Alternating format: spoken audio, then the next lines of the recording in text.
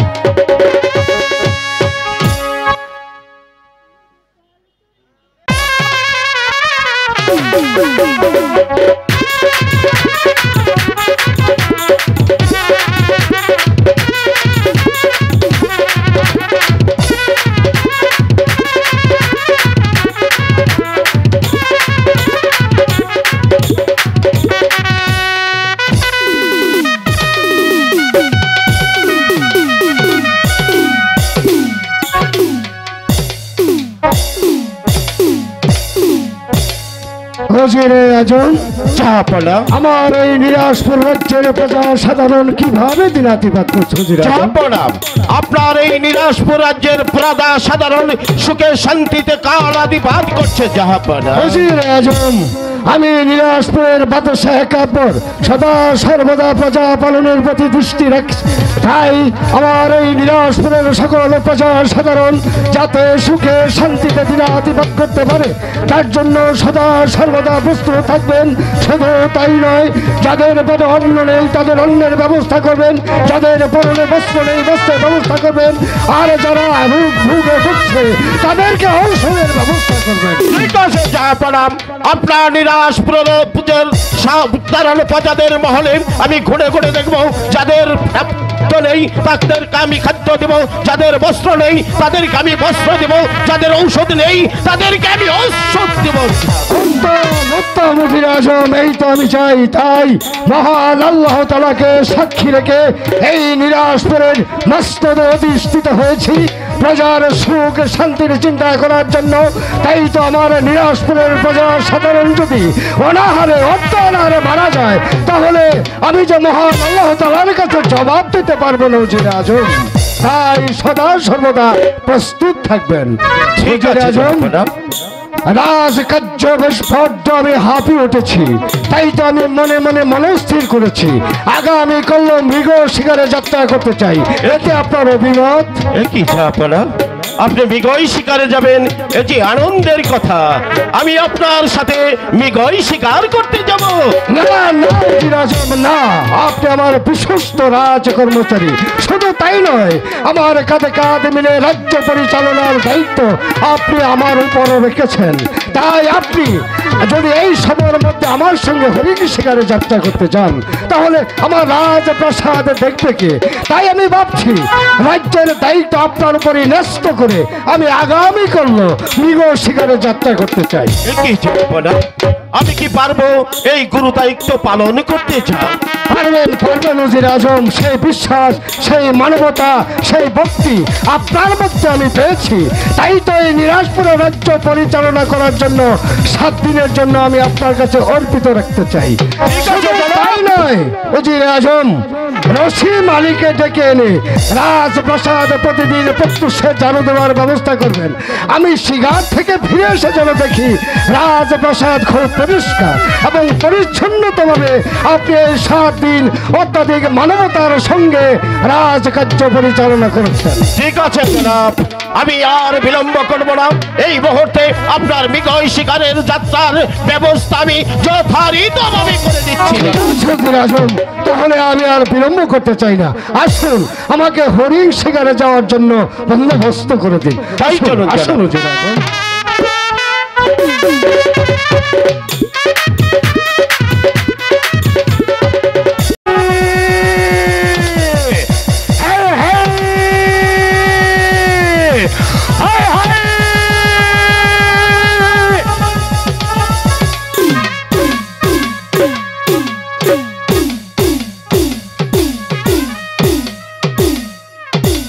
दिन दुनियार मालिक, अरे पाक परवार देगारे आलम, अरे मालिक तो हमाके একটা শিকার মিলে দে। তো যদি আমাকে একটা শিকার মিলে নাই দেবে তাহলে আমার মাল বাচ্চা নিয়ে আমি কি মালিক তো আমাকে একটা শিকার মিলিয়ে দে। তো তো জানিস আমি বনমাঝে ছোট একটা কুটিরা বেঁধে আমি আমার বাল বাচ্চা নিয়ে খেয়ে পড়ে থাকি। তো যদি আমাকে শিকার মিলিয়ে নাই দেবে রে মালিক তাহলে আমার বাল বাচ্চা নিয়ে আমি কি খেয়ে মারব? মালিক আজ 2 দিন ধরে তুই অনাহারে রেখেছিস, আজ 2 দিন ধরে আমি কিছু খাইনি। তো যদি আমাকে শিকার মিলিয়ে নাই দেবে তাহলে ভালো বাচ্চা নিয়ে আমি পোষ করে মারা দেখারে আলম, তোর কাছে আমার আরজ, তোর কাছে আমার আরাধনা, তো আমাকে একটা শিকার মিলিয়ে দে।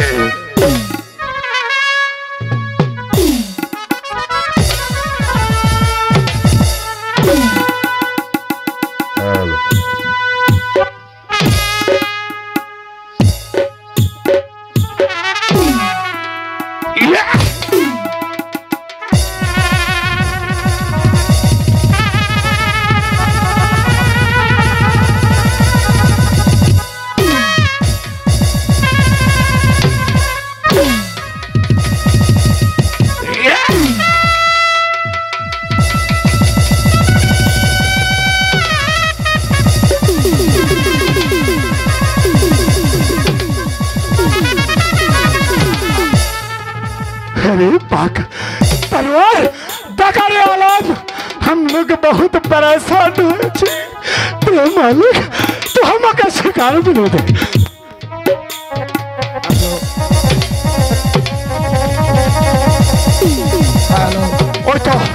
ওই তো পাহাড়ে একটা হরিণ চলেছে, আমি ওই হরিণটা শিকার করবো।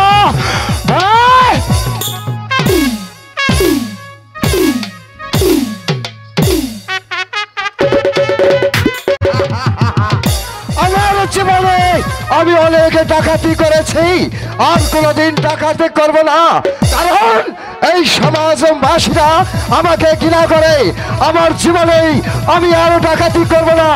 এই মুহূর্তে সরকারের কাছ থেকে আমি চলে যাব।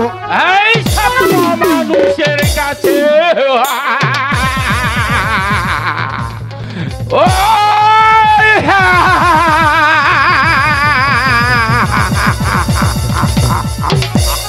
মাঝু ভাই, তুই আমাকে কি বলতে এসেছিস? আমাকে যেতে দেই। আমার জীবনে আমি আর কোনোদিন ডাকাতি করবো না। আমার পথ তুই আগলে রাখিস। আমি এই মুহূর্তে চলে যাব, আমি এই মুহূর্তে চলে যাব। সমাজে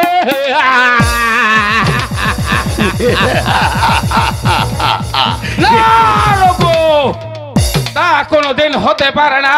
তোর কি মনে নেই আমি একদিন ছিলাম সেই সভ্য সমাজের লোকগুলো আমাকে কুকুরের মতো দৌ দৌ করে তাড়িয়ে দিয়েছে, আর সেখান থেকে সাথে কি আমি ডাকাতি করা আমার পেশা, ডাকাতি করা আমার নেশা। তাই তো আমি বলছি এই পথটা হচ্ছে দুগারি তলোয়ার। আমি শুনতে চাই না। এই মুহূর্তে যেতে পারবে না, তা না হলে আমার সাথে যুদ্ধ করতে হবে।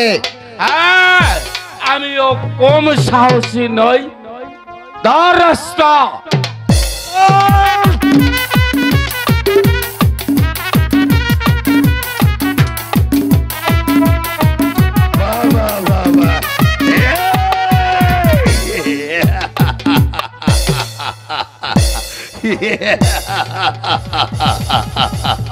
বাবা বাবা অশেষ ধন্যবাদ। আমি তোদেরকে গিয়ে দিয়ে ধন্যবাদ দেবো। তোদের দিয়ে দৃশ্য দেখেই আমার পায়ের তলা মাটি ধরে চলে গেল। ওই চৌথ আকাশটা ধরে ভেঙে আমার মা তার হয়ে গেল। এই নিজেদের মধ্যে কিসের দরকার জাতি?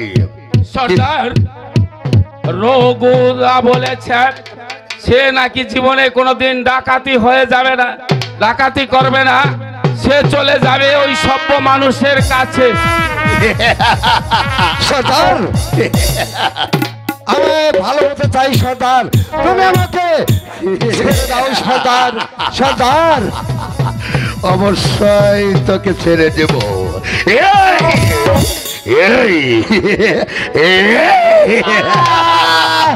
সর্দার, সর্দার, এই পথে আসা যায়, এই পথে থেকে যাওয়া যায় না, কিন্তু এখনো বুঝতে পারছিস আমার একটি কাজ হলো ওই ধনী মানুষের মাল লোট করে গরিবী দুঃখী মাঝে ফিরে যাই। এটাই আমার কাজ। সর্দার, তুমি আমাকে একবার সুযোগ দিয়ে দেখো সর্দার। আমি তোমার সাথে থেকে অনেক ডাকাতি করেছি, আমি ভালো হতে চাই সর্দার। তুমি আমাকে ক্ষমা করে দাও সর্দার।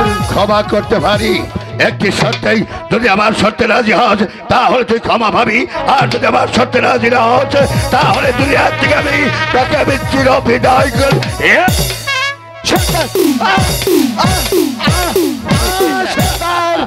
সর্দার, সর্দার, বল। সর্দার, তুমি আমাকে ক্ষমা করে দাও সর্দার। আমি তোমার কোনদিনও অবাধ্য হব না সর্দার। সর্দার, অশেষ ধন্যবাদ।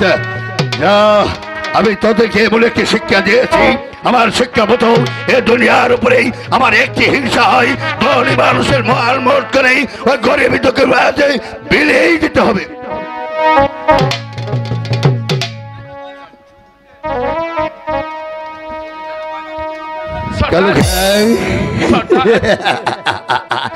ও একটি আপনি আমাকে আশীর্বাদ করবেন সর্দার, আমি যেন আজীবন আপনার সাথে থেকেই আমি ওই ধনীদের লুটপাট এনে গরিবদের মাঝে বিলিয়ে দিতে পারি। ঠিকই বলেছ, আমি তোমাদের একটি শিক্ষা দিয়েছি, আমার গরিব মানুষের জন্য কষ্ট না হয় একটি কথা খেয়াল রাখবেই, আমরা যা অর্থ কামাই করবো ওই মসজিদ মন্দিরে সব জায়গায় দান করে দেবে। ঠিক আছে সর্দার, তাই করবো সর্দার, তাই করবো। আমি বুঝতে পেরেছি কালুকে আঘাত করেছি, আর আঘাতের পর আঘাত করেছি, বুঝতে পারছি ওর মনে কষ্ট নিয়েছে, তাই এই মুহূর্তে তুই কি চাস আমার কাছে?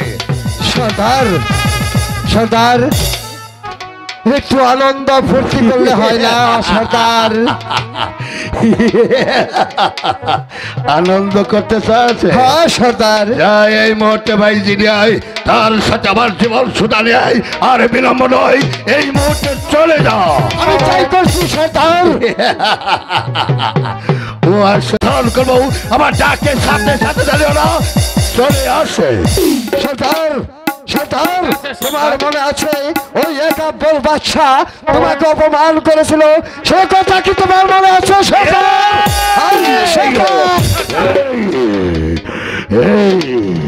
কি নাম বললি? একাব্বর বাদশা সর্দার। একাব্বর বাদশা, একাব্বর বাদশা।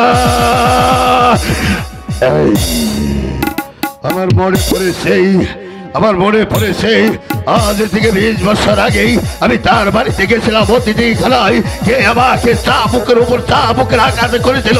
শুধু তাই না, আমার পিতা মাতাকেই খাজনার জন্য যে চাবুক মেরেছিল এখনো আমি বলতে পারি নাই। আমার এই শরীরটা দেহটা বোধেই চাবুকের উপর চাবুকের আঘাতে করেছিল। সেই বেঈমান কোন রাস্তায় আসছে একবার আমার কাছে খুলে বল।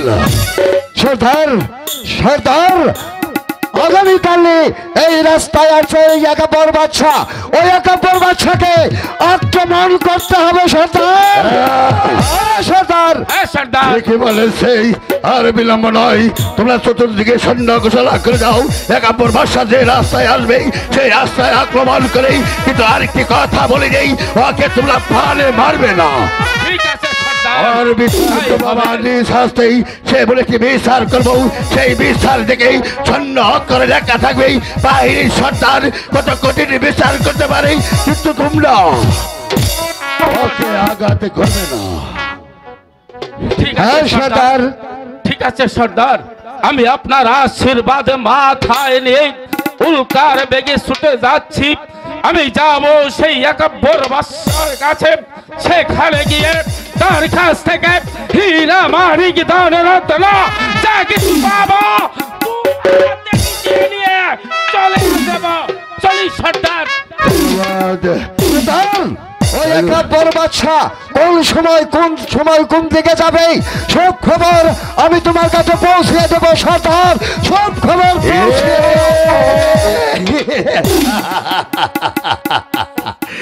একাব্বর বাদশা, দেখ তোর আসল নিন্দার দিন এসেছে, দেখ আমি প্রতিহিংসায় আগুনে জলপাল হয়েই আজ আমি সংসার সবাইকে সুস্কৃত হারা দিই, আজ আমি গুয়াহাতে সর্দার হয়েছি শুধু একটি কারণেই, তোর চাবুকের আঘাতের কারণেই আজ আমি এই সর্দার হয়েছি। দেখ দেখ আজ আমি একটি বিচার করবো। তার জান আমার কাছে ভিক্ষে যেতে হবে। শুধু তাই নয়, আমি ইচ্ছা করলেই তার রাজ্যটাকে তছনছ করতে পারি। না না না, আমি তোকে একবারে মারবো না, আমি তোকে তিলে তিলে করবো।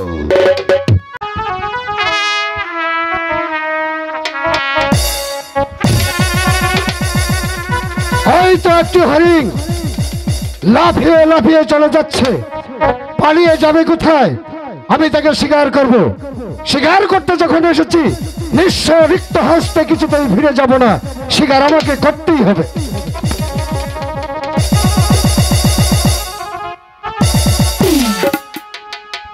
কি হরিণটি পালিয়ে যাচ্ছে?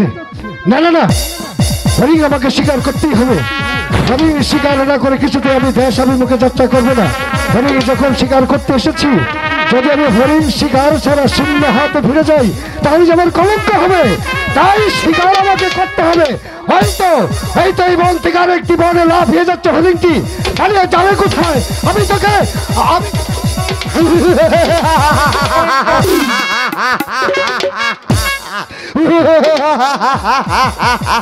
কে তোমরা? কি চাই? আমরা ডাকাত। ডাকাত? কি চাই? ডাকাত। আমার কাছে কি চাই? তোমার কাছে হীরা, মানিক, জহর যা কিছু আছে সব কিছু তোমার কাছে থেকে নিয়ে যাবো। তুমি আমার পরিচয় জানলেই মুহূর্তে এখান থেকে চলে যাবে। আমি জানতে চাই, এই গভীর অরণ্য কেন তোমরা ছুটে এসেছো? এই মুহূর্তে এখান থেকে পালিয়ে যাও, তা না হলে আমি তোমাদেরকে এমন শিক্ষা দেবো যা থেকে পৃথিবীর মানুষ আতঙ্কের সুর উঠবে।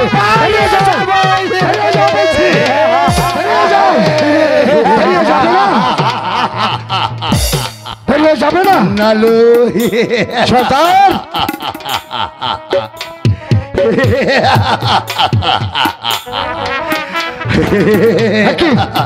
আমার কাছে আসবে না বলে দিচ্ছি, দূরে থেকো, তা না হলে তোর কাছে আসতে চাই নেই। তোর কাছে যা কিছু আছে ওদের হাতে তুলে দে। না যদি দিতে পারিস তাহলে তোর ওই সঙ্গে তোর ভালো যেতে পারে। তাই আমি তোকে মুখ দেখাতে চাচ্ছি না, তাই আমার লোক গিয়েছে সব কিছু দিয়ে দে। আমার পরিচয় জানলে তুমি এখান থেকে চোরের মতো পালিয়ে যাবে। আমি জানতে চাই তুমি এখান থেকে যাবে কি না? যাবে কি না? যাবে না, তাহলে এই মুহূর্তে তীরের আঘাতে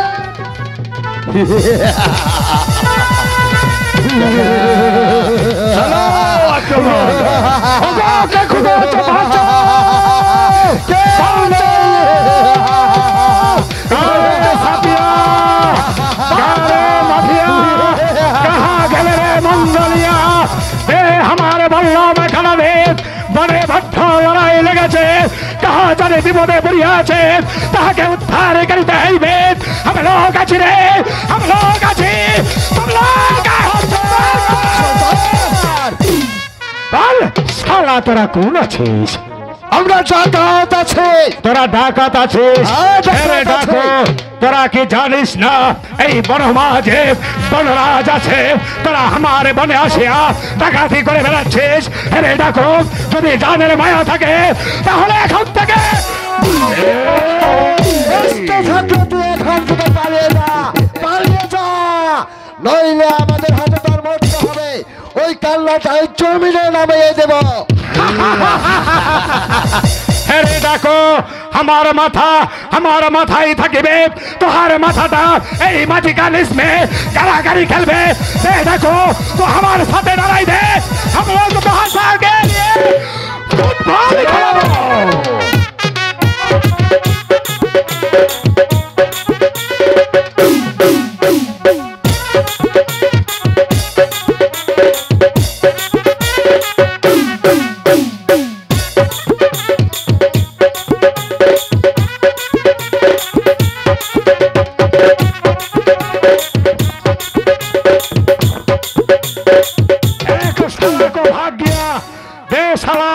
लड़ाई दे, हम लोग तो आगे फुटबॉल खेलो।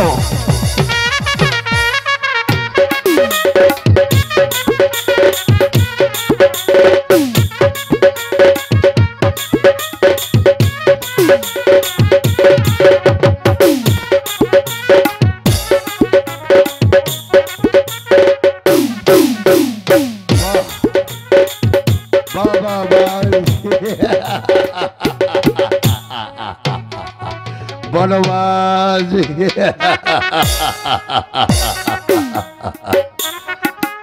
বনরাজ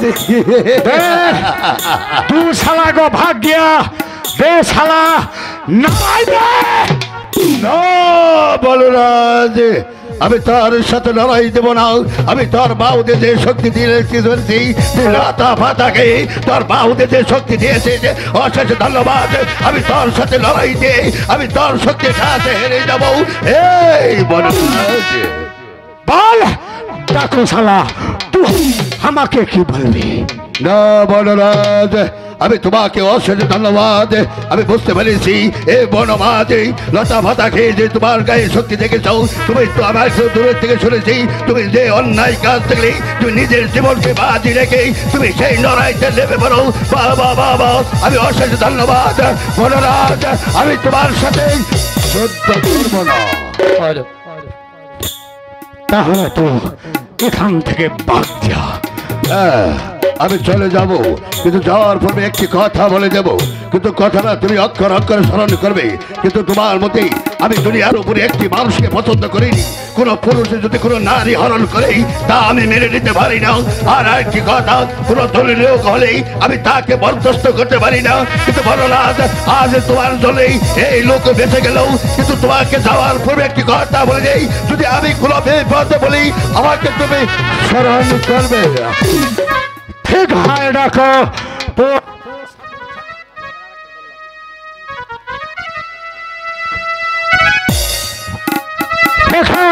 দেখাই ডাকো তো হাত আমার সম্মুখে দাঁড়িয়ে যে কথাটা করে গেলি তোর কথা যদি ঠিক থাকে আমি লোকে ভালোবাস তাকে কথা দিচ্ছে এই ভালোবাস তাকে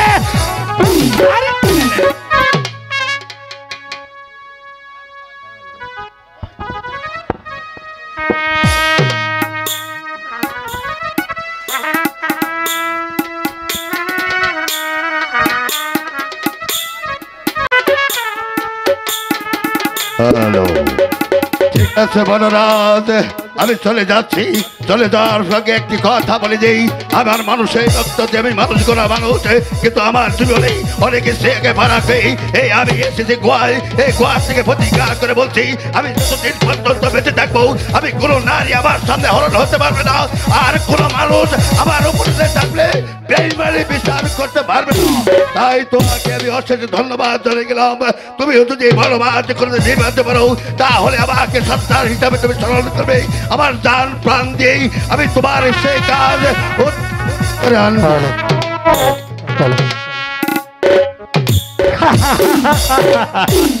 ডাকু বাল হয়গা এবার বল তুই কোন আছিস কেনই ভাই বন মাঝে আছিস তার আগে তুমি যে মানবতা যে তুমি শক্তির অহংকার দেখিয়েছ সত্যি আজ আমি তোমার কাছে হেরে গেছি বনরাজ তুমি আমার পরিচয়ে সখী হবে না আমার পরিচয় আমি নিরাজপুরের বাদশাহ আলী একাব্বর নিরাজপুরের হে বনরাজ বাদশাহ আলী একাব্বর আছিস হে বনরাজ तो हमारे महामणि बजाइस मेरे जा এই বনরাজের একটা প্রাণ নাম নেই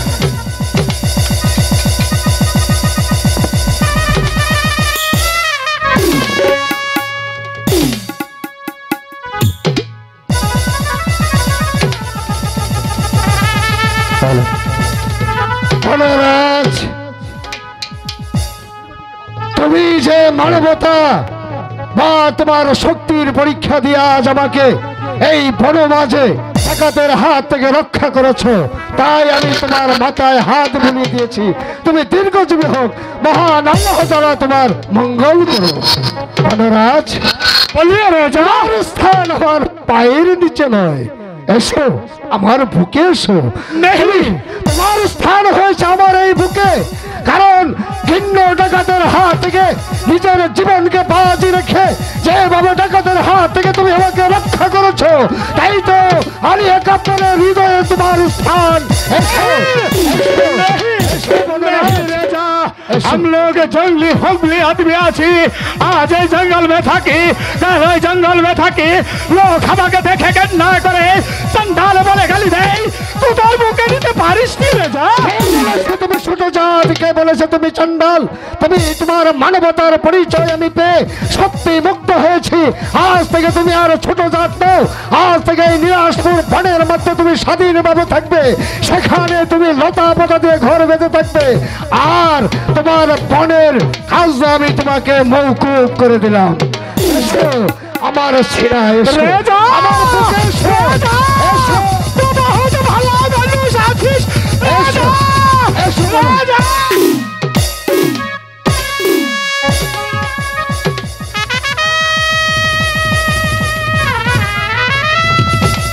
বনরাজ, তোমার শক্তির প্রশংসা আমি না করে পারছি না, তাই তো নিরাজপুরের রানী একাপর আজ গহীন বনের মধ্যে যে বিপদে পড়েছিল, সেই বিপদ থেকে তুমি তোমার জীবন পণ বাজি রেখে আমাকে রক্ষা করেছো। তাই তো এই বনের মাঝে তোমাকে দেবার মতো আমার কিছুই নেই, রয়েছে শুধু আমার স্নেহের অন্তর থেকে আন্তরিক ভালোবাসা, আর রয়েছে আমার গায়ের চুরির জামা। नहीं रहेगा, हम लोग जंगल में থাকি তো আমাকে আশীর্বাদ করবে রে যা। हम लोग चलो मानव মানুষের উপকার করতে পারি রে রে যা, তো আমাকে হাসালি রে যা।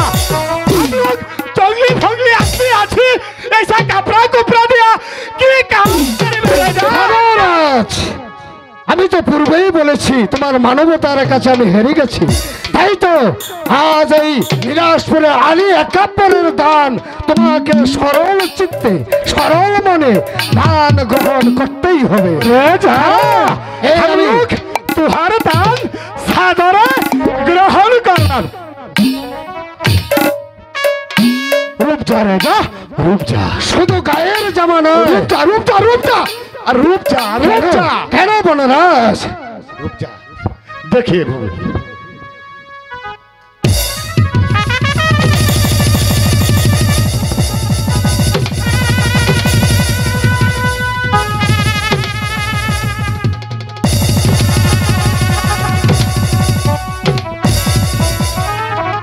देखिए देखिए बाबू साहब, ऐसा कपड़ा कैसा लगता है? ये बहुत सुंदर আছে বাবু। এখানেই শেষ নয় বনরাজ, আরো রয়েছে তোমার জন্য পুরস্কার। আর কাহা আলী একাব্বরের পুরস্কার সাদরে তুমি গ্রহণ করবে। হয়তো অদূর একটি ফটো বৃক্ষ দেখা যাচ্ছে, ওইখানে রয়েছে আমার উড়িয়া বাজ ঘোড়া বাঁধা। আজ থেকে ওই উড়িয়া বাজ ঘোড়া আমি তোমাকে দান করলাম।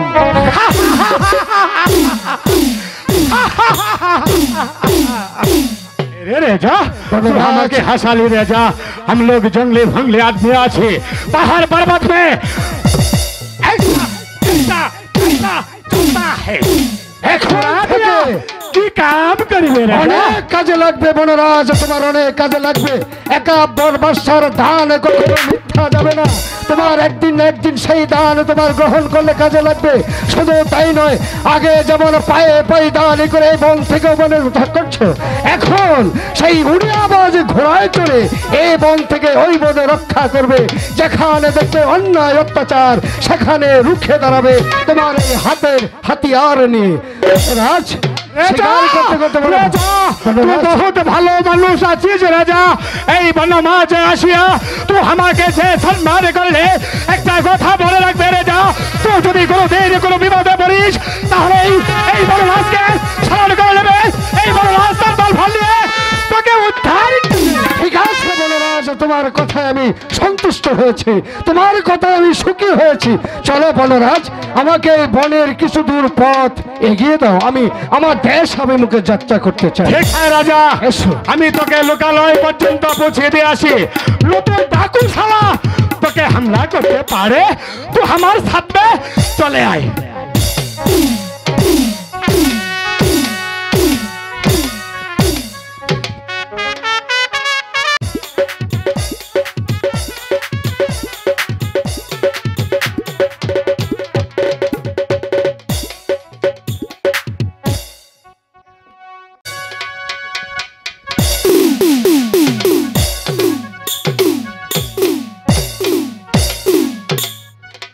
ওজির আজম, জনাব আপনি আমাকে হরিণ শিকারে যাত্রার সময় সুন্দরভাবে আমাকে সাজিয়ে দিয়েছিলেন। আমি গিয়েছিলাম হরিণ শিকারে প্রাসাদে। আজ 4 দিন যাবৎ আমি প্রাসাদে এসেছি, কিন্তু ওজির আজম হরিণ শিকারে গিয়ে আমি বড্ড বিপদে পড়েছিলাম। জনাব এমন কি বিপদে পড়েছিলেন একটিবার কি আমি জানতে পারি জনাব? অবশ্যই অবশ্যই জানতে পারবো ওজির আজম। আপনি জানতে পারবেন না তো জানতে পারবে কে?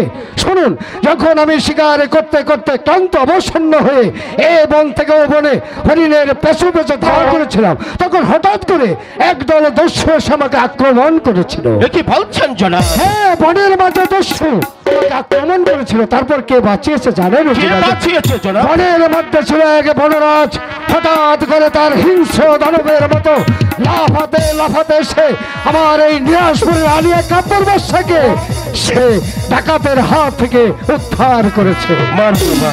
তাই তো আমি রাজপ্রাসাদে ফিরে আসতে পেরেছি, তা না হলে হয়তো সেই বনের হিংস্র প্রাণীদের কাছে আমার জীবন দিতে হতো। জনাব সেই বনের আজকে আপনি কোন উপযুক্ত এনাম দিতে পেরেছেন জনাব? অবশ্যই অবশ্যই, অনেক কাকতি মিলিত করে আমি তাকে আমার গায়ের জামা এবং উড়িয়া আওয়াজ ঘোড়া আমি সেই বনরাজের কাছে সন্তুষ্ট হয়ে তাকে আমি ঢৌকো ঢিটা সব দান করেছি। বেশ করেছেন জনাব, বেশ ওজির আজম, করেছেন ওজির আজম, জনাব।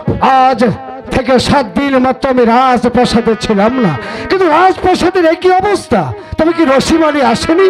রসিম আলী এসে প্রতিদিন প্রত্যুষে আমার এই রাজপ্রাসাদ ঝাড়ু দেয়নি ওজির আজম? জনাব রশিদ মালির বাড়িতে আমি নিজেও গিয়েছিলাম জনাব। গিয়েছিলে? রসিম আলী সে কি বলে- বলেছে কি বলেছে?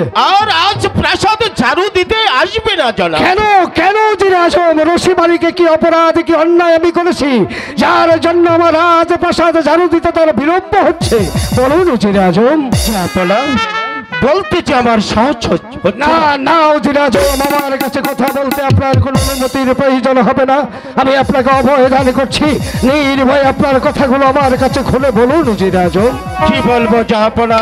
প্রজারা বলাবলি করছে আপনি আটখুরো, আপনার কোনো ছেলে সন্তান নেই, তাই খোদাই আপনাকে আটখুরা রেখেছে। শুধু রশিদ মালিক কেন, প্রজারাও বলেছে, প্রজাদের সাথে তালে তালে আমিও বলছি এই আপনার মুখ দর্শন করলে লক্ষ লক্ষ প্রজাদের অন্য চলে যাও। তাই তো প্রজারা বলছে আপনার রাজ্য ছেড়ে তারা অন্য রাজ্যে চলে যাবে। ওজির আজম, জাহাপনা সামান্য রসিম আলী আপনার সম্মুখে দাঁড়িয়ে এত বড় কথা বলার অধিকার সে কোথায় পেয়েছে? রাজপ্রাসাদ ঝাড়ু দেবে প্রতিদিন প্রত্যু শেষে, আর রসিম আলী আপনার সম্মুখে বলে দিল, আর আপনি তেমন করে কাস্তের পুতুলের মতো রসিম আলীর কাছ থেকে ফিরে এসেছেন।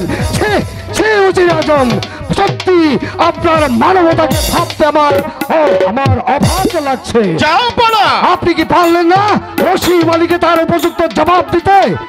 বলুন, কেন জবাব দেননি ওজির আজম? কি জবাব দেব আমি জাহাপনা? জানি ওজির আজম, জানি আপনার বিবেকে তা বাধা পেয়েছে, তাই না ওজির আজম? সামান্য ছোট জাত তাদের এত বড় সাহস আমার রাজপ্রাসাদ ঝাড়ু দিতে। আজ রাজপ্রাসাদে 7 দিন ধরে আসে না, আর প্রতিদিন প্রত্যুষে আমি সঠিক বেতন তাদেরকে দিয়ে দিই, অথচ রসিম আলী রাজপ্রাসাদ ঝাড়ু দিতে আসেনি। হে জনাব, ওজির আজম, রশিদ মালিকে আপনি প্রতি মাসে বেতন প্রেরণ করেছেন, তারপরে রশিদ মালিক আপনার রাজপ্রাসাদ ঝাড়ু দিতে আসেনি। সে বলেছে আপনার মুখ দর্শন করলে লক্ষ লক্ষ প্রজাদের অন্য ছুটে দাও। তাই তো রশিদ মালিক আপনার রাজপ্রাসাদ কোনোদিন ঝাড়ু দিতে আসবে। রসিম আলীর সঙ্গে সুরে সুর মিলিয়ে আমার এই বিলাসপুরের সকল প্রজা সাধারণ তাহলে একই কথা বলছে। জি জনাব। আমার মুখ দর্শনে লাখো প্রজার মুখন্ন জুটে না, এই কথা প্রজারা রাজপ্রাসাদের চারিদিকে বলাবলি করছে। ওজির আজম, জনাব, ওজির আজম, আপনি আমার বিশ্বস্ত রাজ কর্মচারী, আমার কাঁধে কাঁধ মিলে রাজ্য পরিচালনা করেছেন। প্রজারা না হয়ে বলাবলি করছে, রসিম আলী না হয়ে বলাবলি করছে, কিন্তু আপনার কি অভিমত ওজির আজম? বলুন, প্রাণ খুলে বলুন, আমার সম্মুখে দাঁড়িয়ে বলুন, আপনার কি অভিমত? জনাব খোদা তাআলা আপনাকে কোনো ছেলে সন্তান দেয়নি, তাই তো আপনাকে আটখুরা রেখেছে। শুধু প্রজা নয় কেন, আমিও বলেছি আপনার মুখ দর্শন করলে লক্ষ লক্ষ প্রজাদের অন্য জুটে দাও। তাই তো আপনার নিরাশপুরের সকল প্রজাদের সাথে শুনে শুনে আমিও বলেছি আপনার রাজ্য ছেড়ে আমরা অন্য রাজ্যে চলে যাব। আপনার সাহসের শক্তি আমার তারিফ করতে হচ্ছে। দিনাজপুরের আলিয়া কাপড় বাচ্চার সম্মুখে দাঁড়িয়ে এত বড় কথা আপনি বলতে পারলেন? আপনার বিবেকটা বিচ্ছুর করে উঠবে না? মনুষ্যত্বটা চিৎকার করে উঠবে না? বেরিয়ে যান, বেরিয়ে যান, এই মুহূর্তে আলিয়া কাপড়ের সম্মুখ থেকে বেরিয়ে যান। তা না হলে দারোয়ান দিয়ে আপনাকে ডেকে আমি তার ধাক্কা দিয়ে বের করে দেবো। দারোয়ান দিয়ে আমাকে বের করতে হবে না, আমি স্বেচ্ছায় আপনার রাজপ্রাসাদ ছেড়ে আমি চলে যাচ্ছি। তবে যাবার বেলায় আপনাকে একটি কথা বলে যাচ্ছি, এই নিত্য সুন্দরীকে আপনি যেভাবে তাড়িয়ে দিচ্ছেন এর পরাজয় প্রতিজ্ঞা একদিন আপনার ভোগ করতেই হবে, ভোগ করতেই হবে। সত্যি সত্যি কি তাহলে উজির আজম রাজ দরবার ত্যাগ করে চলে গেল? হ্যালো, হে মেহেরবান খোদা, এখন আমি কি করব? কোথায় যাব? শান সৈকত, অর্থ, মান, প্রতিপত্তি অনেক কিছু তুমি আমাকে দিয়েছো খোদা। দিলে না এই পৃথিবীর বুকে একটি সন্তান, যে সন্তানের জন্য আজ আমি লালায়িত। রশি মালি থেকে রাজ্যের প্রত্যেকটি প্রজা কাঁদে কাঁধ মিলিয়ে বলছে আমার বুকে দর্শনে নাকি প্রজাদের মুখে অন্ন জোটে না। উজির আজম তো ঠিকই বলেছে, তাহলে উজির আজমকে তাড়িয়ে দিলাম কেন? উজিরকে আমার ফিরিয়ে আনতেই হবে না? আমি ঠিকই করেছি, উজিরকে আমি বিদায় করে দিয়েছি, কারণ আমারই অন্য প্রতিপালিত হয়ে আমার সম্মুখে দাঁড়িয়ে আমারই পদে যে ভাষা উচ্চারণ করেছে, তাই আমি তাকে আমার রাজপ্রাসাদ থেকে তাড়িয়ে দিয়েছি। কিন্তু কেন? প্রজারা তো সত্যি বলছে। হে মেহেরবান খোদা, তোমার কাছে কি অন্যায়, কি অপরাধ আমি করেছিলাম যার জন্য একটি পুত্রের জন্য আজ আমি লালায়িত? দিলেন আমাকে একটি পুত্র সন্তান, পুত্র সন্তানের জন্য আজ আমি, এখন আমি কোথায় যাব খোদা বলো, আমি এখন কি করব?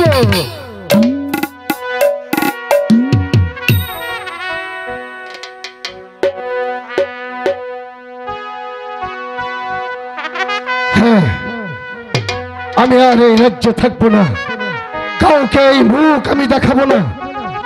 এই রাজ্য ছেড়ে আমি অনেক দূরে চলে যাব, অনেক দূরে, যেখানে গেলে কেউ আমাকে দেখবে না, কেউ আমার জন্য এক ফোঁটা চোখের জল পর্যন্ত ফেলবে না, সেখানে আমি চলে যাব। আব্বা হুজুর, আপনার দেওয়া রাজ মাসনদ আজ আমার কাছে বড্ড ভারী হয়ে গেছে, বড্ড বোঝা হয়ে গেছে। আমি সেই দায়িত্ব বুঝে আর ধরে রাখতে পারলাম না আব্বা হুজুর। তাই তো আপনার দেওয়া শাহী রাজ মুকুট আপনার পদতলে, আপনার রাজ কোট আপনার মাথা থেকে নামিয়ে আমি চলে যাচ্ছি আব্বা হুজুর। যদি রাজকার্য চলার পথে কোনো অন্যায় অপরাধ হয়ে থাকে তাহলে আপনি আমাকে আশীর্বাদ করবেন। বলো বলো খোদা, এখন আমি কি করব, কোথায় যাব?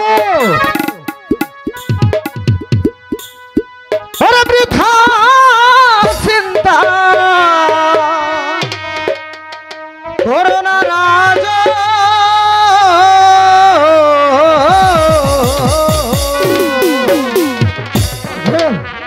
বৃথা চিন্তা, বৃথা চিন্তা করো না রাজ।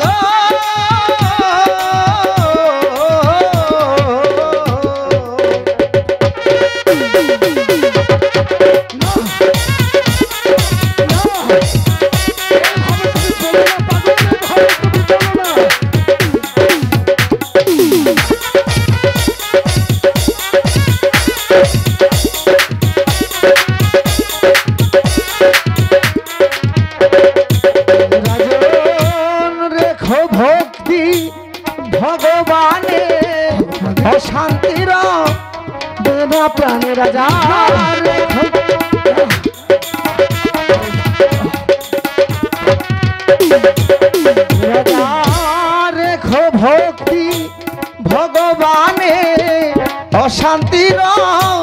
বেনা প্রাণ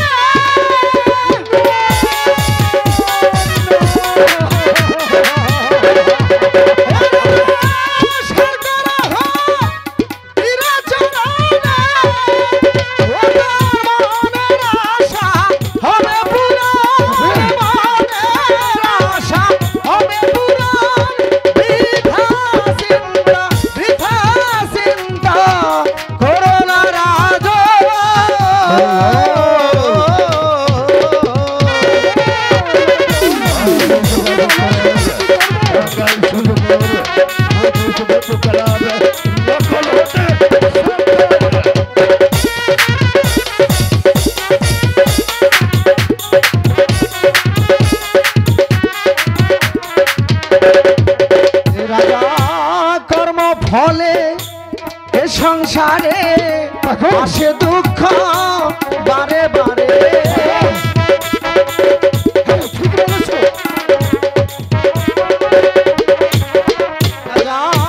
কর্ম ফলে এ সংসারে আসে দুঃখ বারে বারে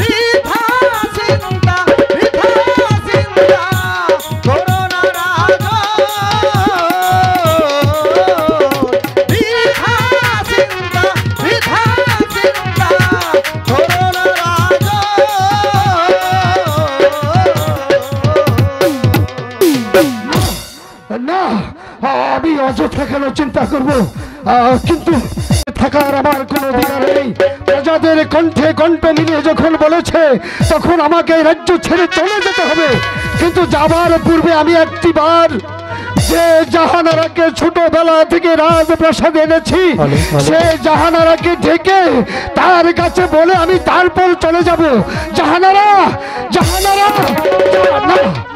না না না জাহানারাকে এই সময় ডাকা ঠিক হবে না যদি আমি এই মুহূর্তে জাহানারাকে ডেকি তাহলে জাহানারাকে ডেকলে আমার এই রাজপ্রাসাদ থেকে চলে যাওয়া হবে না আমি যে যেতে পারবো না তাই জাহানারাকে আমি না জানিয়ে চোরের মতো অন্ধকার ঘোট ঘোট অন্ধকার এই রাজপ্রাসাদ ছেড়ে চিরদিনের জন্য চলে যাব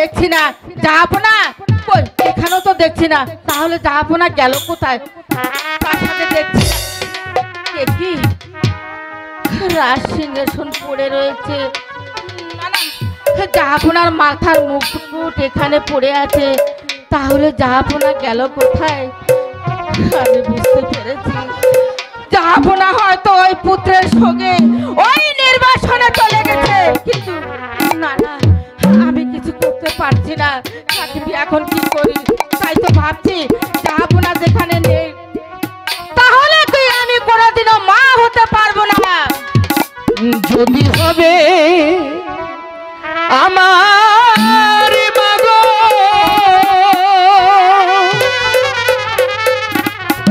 মুছে নাও মা নয়ন ধারা যদি হবে আমার মাগো কে বাবা তুমি এসো এসো আমার কাছে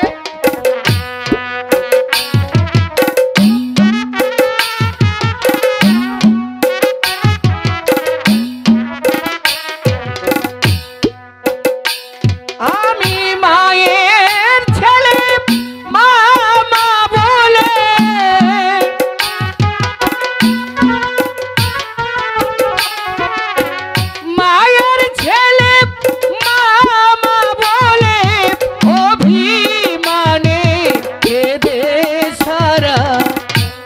যদি হবে আমারি মা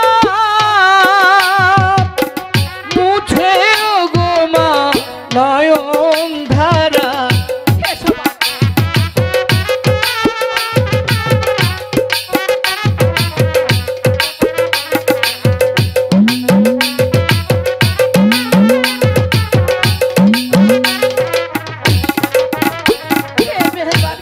মনের দুঃখ বলবো কারে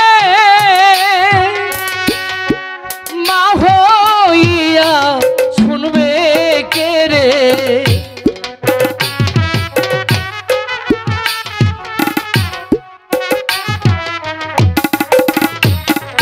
মনের দুঃখ বলবো কারে মা হইয়া শুনবে কে রে। আমি থাকবো ধরে ওই আকাশে মাগো থাকবো মাগো ওই আকাশে হয়ে তোমার নয়ন ধারা। যদি হবে আমার মাগো মুছো গো মা নয়ন ধারা। যদি হবে আমার মাগো। এসো বাবা আমার কাছে এসো। মাগো আমি আজকে তোমার কাছে যাব না, আমি সেই দিন তোমার কাছে ফিরে আসব। আজ থেকে 10 মাস 10 দিন পরে ঠিক তোমার গর্ভে তোমার সন্তান হিসেবে ফিরে আসব। সত্যি বলেছো? হ্যাঁ মা সত্যি বলছি। হে মেহেরবান খোদা, আমার স্বামী গিয়েছে পুত্রের সঙ্গে নির্বাসনে। খোদা তুমি তাকে তার আশা পূর্ণ করো, খোদা তার আশা পূর্ণ করো।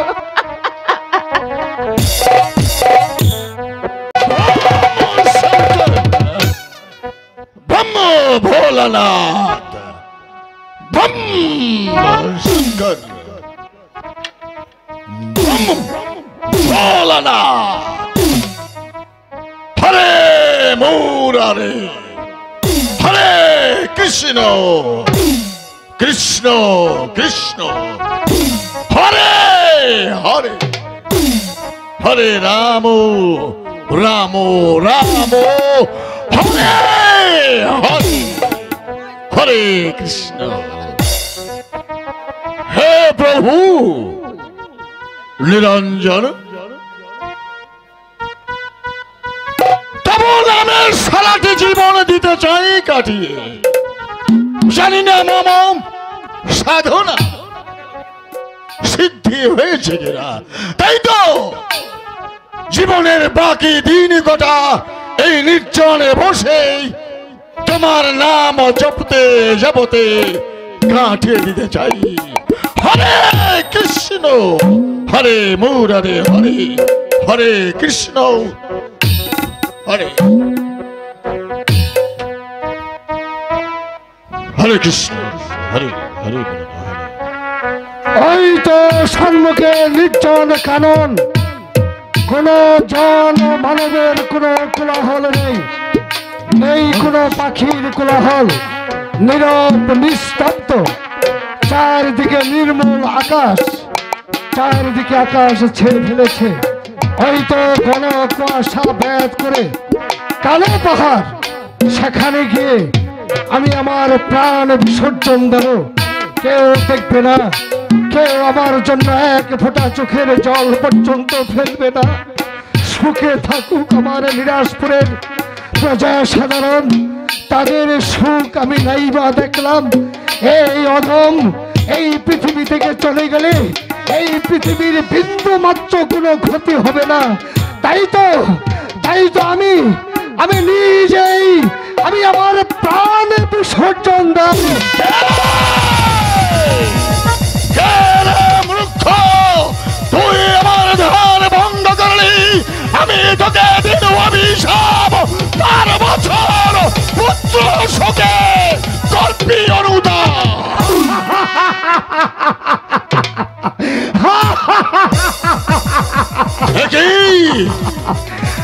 হাসিস কেন মূর্খ? মণিবর, আমার তো কোনো পুত্র সন্তান এই পৃথিবীর বুকে দেয়নি। নেই? মহান আল্লাহ তাআলা আমাকে শূন্য করে রেখেছে, একটি পুত্র সন্তান নেয়নি। তাই আমি আমার প্রাণ বিসর্জন দেওয়ার জন্য এই বনে এসেছি। হরে কৃষ্ণ হরে মণিবর, হরে মুরারে হরে। কে বলেছে, কে বলেছে তোর সন্তান নেই? মণিবর, হবে হবে তোর পুত্র সন্তান হবে। পুত্র সন্তান হবে মণিবর। সত্যি বলছো মণিবর? মনির বাক্য কবু মিথ্যে হতে পারে না। মণিবর, তোমার পুত্র সন্তান হবে, হবে। কিন্তু কিন্তু কি মণিবর? বলো বলো, কিন্তু কি? আমাকে উৎকণ্ঠার মধ্যে রেখো না। বলো বলো, কিন্তু কি? তোমার পুত্র সন্তান হবে, হবে কিন্তু তার পরমায়ু হবে মাত্র 12 দিন। না, মণিবর, না, এই পুত্র সন্তান আমি চাই না, আমি চাই না মণিবর। তোমার আশীর্বাদ, তোমার অভিশাপ, তুমি ফিরিয়ে নাও। না, মূর্খ না। মনির বাক্য কখনো ফিরিয়ে নেওয়া যায় না। তবে মনির বাক্য কখনো ফিরিয়ে নেওয়া যায় না। মণিবর, ইহার কোনো পন্থা নেই মণিবর? পন্থা? হ্যাঁ মণিবর। পন্থা? হরে কৃষ্ণ মণিবর, হরে রাম রাম রাম হরে হরে হরে কৃষ্ণ হরে। জয় শিব শম্ভু, জয় শিব শম্ভু। মা চণ্ডী চামুণ্ডী ত্রাহি ত্রাহি মা দুর্গে প্রাণেশো জননী ভয় ভবহারা ত্রিলোক পালিনী। আয় আয় ভক্তের মনোবাস।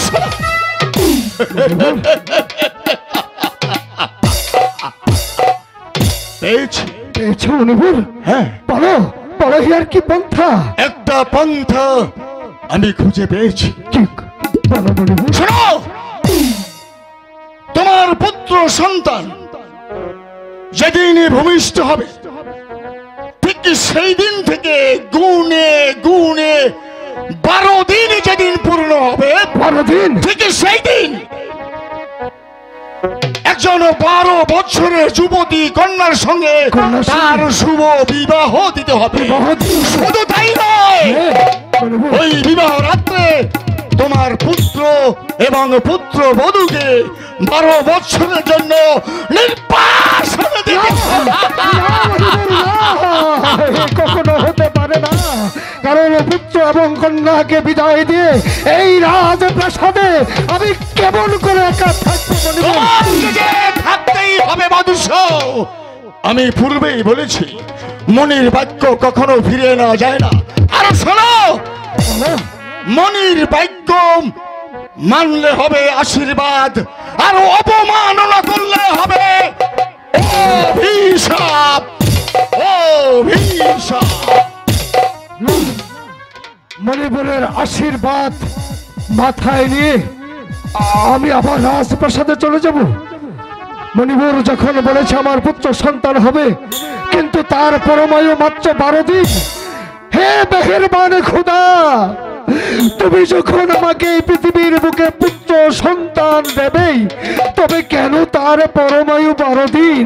কেন তাকে 12 বছরের কন্যার সাথে শুভ বিবাহ দিয়ে ওই রাতেই কেন নির্বাসনে দিতে হবে? এই খেলা বড় বোঝা দায় মেহেরবান, এই খেলা বোঝা বড় দায়। না না না, আমি আমার প্রাণ বিসর্জন দেব না। এই মুহূর্তে আমি আমার রাজপ্রাসাদে চলে যাব। মহান আল্লাহ তাআলা যদি আমাকে একটি পুত্র সন্তান দেয়, আমি যদি পুত্রের জনক হতে পারি, তাহলে অন্তত হাট করে নাম এই পৃথিবীর বুক থেকে চিরতরে মুছন হয়ে যাবে, মুছন হয়ে যাবে।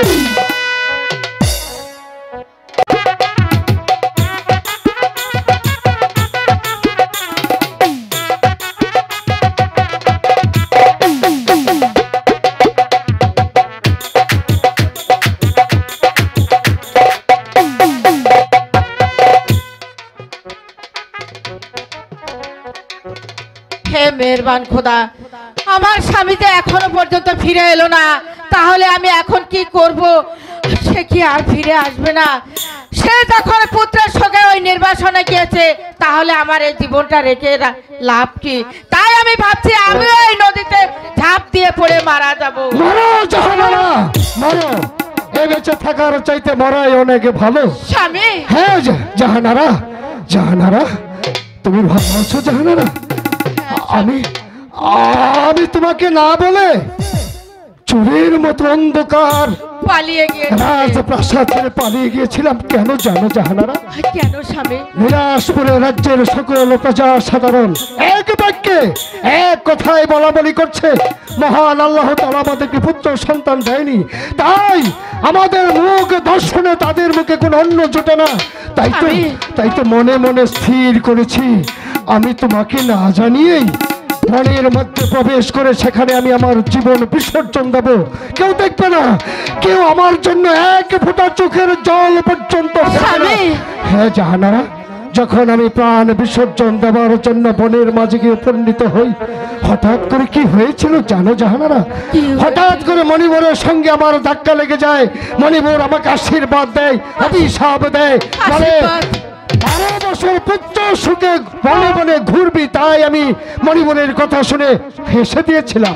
মণিবর তখন কি বললো জানো? কি বললো? মণিবর বলল, ওরে নরাদম, তোর পুত্র সন্তান হবে, কিন্তু কিন্তু তার পরমায়ু, তার পূর্বে তার পরমায়ু মাত্র 12 দিন।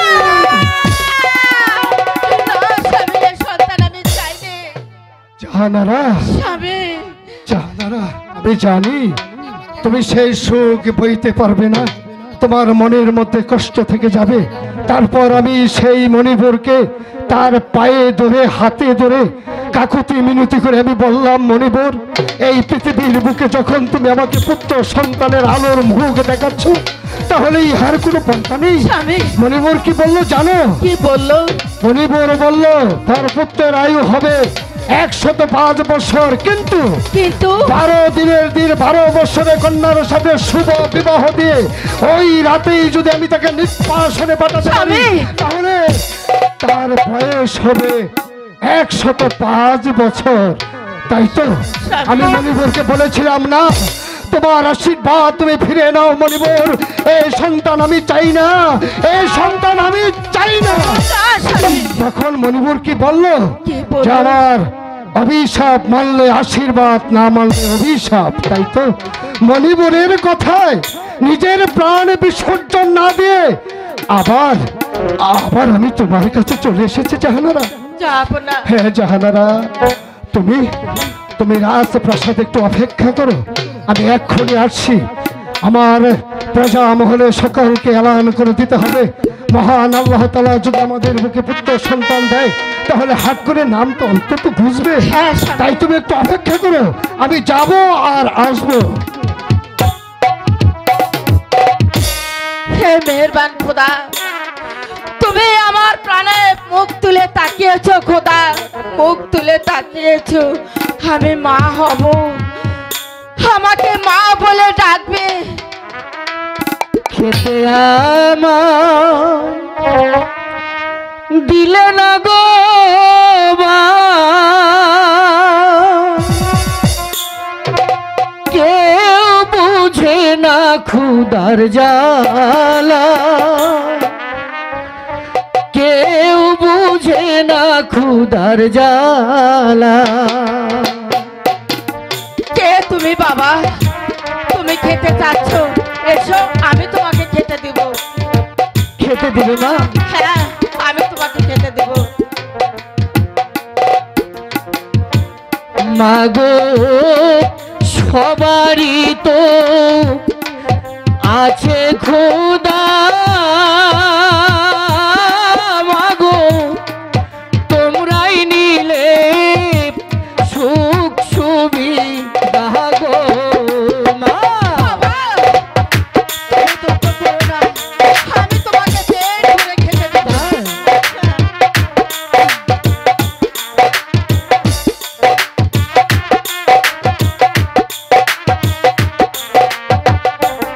মাগো আছে খুদা মাগো তোমরাই নিলে সুখ সুবিধা গো মাগো সকলে দেখি বলগ ধাঁধা মাগো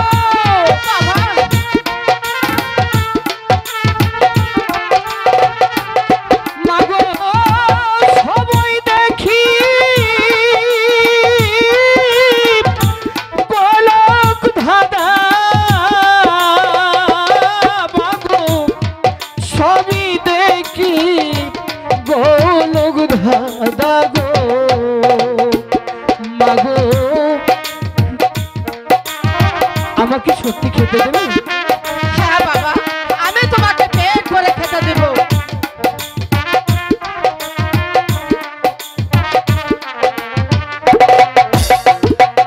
মাগো শত মানুষ এই না ভিড়ে সবাই আছে পেটের দায়ে গো মা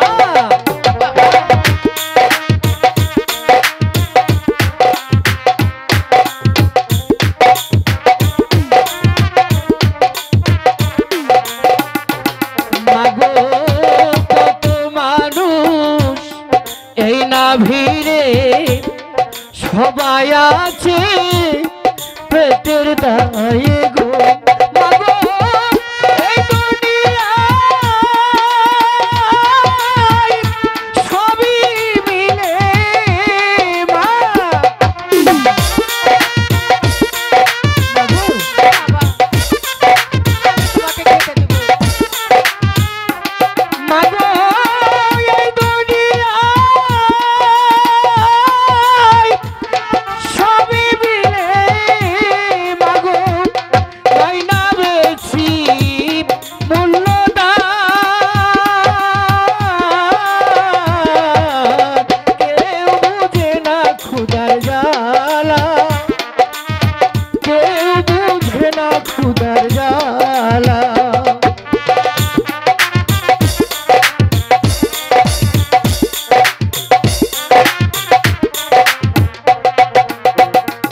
মাগো সাত দিনেরই অনাহারে চলিতে না আমি পারি গো মা বাবা, বাবা তুমি 7 দিনের অনাহারে, আমি 7 দিনের আমি অনাহারে মা তোমাকে পেট ভরে খেতে দেব বাবা।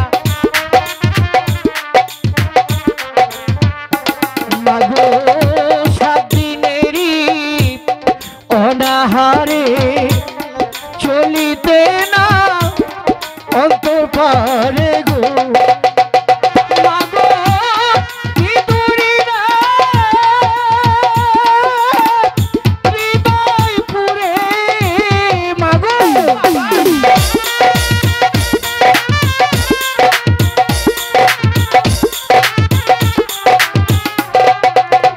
ও মাগো মনে দেই শুধু দোলা কেউ বুঝে না ক্ষুধার জ্বালা খেতে আমায় দিলে না গো মা মাগো কেউ বুঝে না ক্ষুধার জ্বালা কেউ বুঝে না ক্ষুধার জ্বালা চলো বাবা, বাবা তোমার আর কে আছে? মাগো হ্যাঁ বাবা, আমার আমার যে আপন বলতে কেউ নেই আপন বলতে কেউ না নেই। মাগো ওরে আমার কেহ নাই গো মাগো আমার কেহ নাই গো আমি যে পথেরি ছেলে আমার কেহ নাই গো মাগো আমার কেহ নাই গো আমি যে পথেরি ছেলে মা বাবু তুমি তো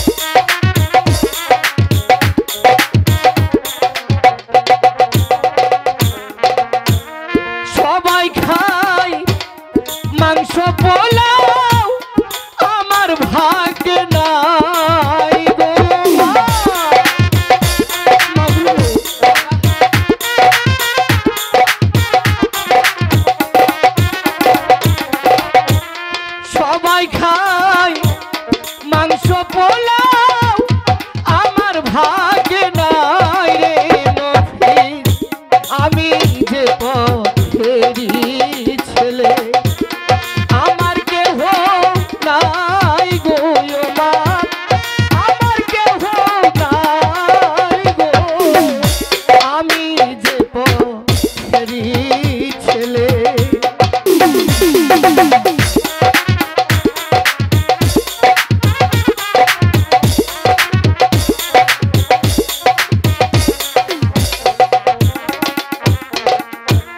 সবাই ঘুমাই দালান কোঠায় আমি থাকি পথের ধুলাই মা তুমি আমাকে কোলে নেবে না তোমাকে বলে দিব আদর করবো সবাই থাকে দালান কোঠায় আমি থাকি পথের ধুলাই আমার কেহ নাই গো মা গো আমার কেহ নাই গো আমি যে পথেরই ছেলে আমার কেহ নাই গো মা আমার কেহ নাই গো মা আমি যে পথেরই ছেলে বাবা পথের ছেলে তুমি আমারই সন্তান চলো বাবা আমি তোমাকে পেট ভরে খেতে বেশ মা তুমি সামনে যাও আমি তোমার পেছনে যাব এসো বাবা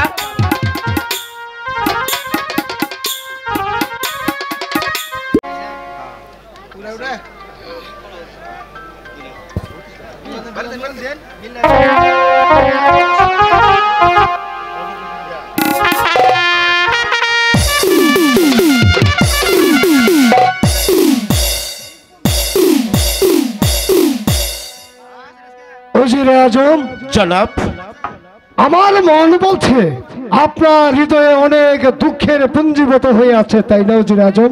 না জনাব সেদিন আমি আপনাকে রাজপ্রাসাদ থেকে তাড়িয়ে দিয়েছিলাম, হয়তো আপনি মনে মনে কষ্ট পেয়েছেন, তাই না ওজিরে আজম? জনাব আমি বিন্দু পরিমাণ মনে কষ্ট নেইনি জনাব। জানি উজিরে আজম জানি, আপনি আমার বাল্যকালের বন্ধু, শুধু তাই নয় এই নিরাজপুরে রাজ্য পরিচালনার সাথে সদা সর্বদা আপনি আমার সাথেই ছিলেন।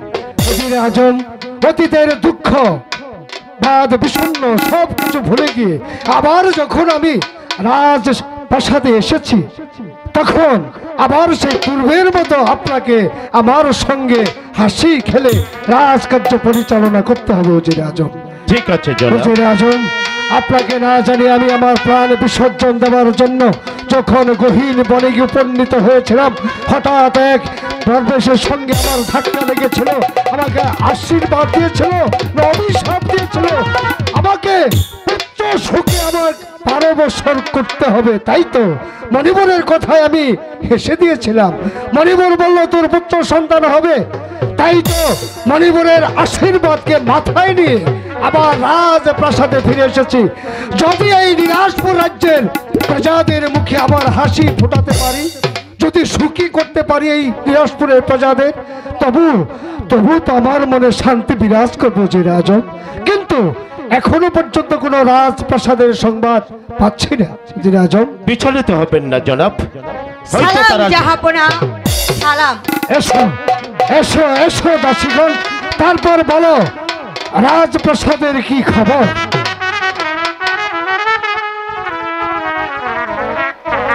শোনেন শোনেন শোনেন বাচ্চা গো, ও বাচ্চা বহরিতে না রে, হায় গো এলে জন্ম হইছে আপনার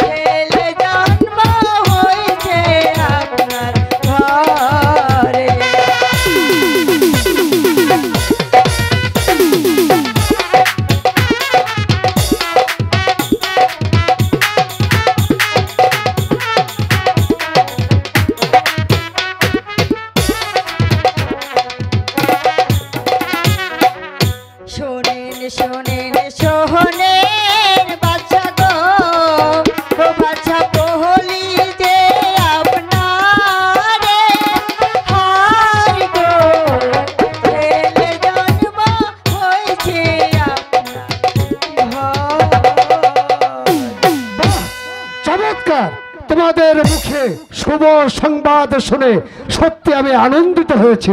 সালাম জাহাপনা, সালাম। অনন্তপুরে চলে যাও, আমি তোমাদেরকে আরো বকশিশ দেব। ওজির আজম, জনাব। মহান আল্লাহ তাআলা আমার প্রতি মুখ জুড়ে তাকিয়েছে, তাই তো মহান আল্লাহ তাআলা আমাকে একটি পুত্র সন্তান দিয়েছে।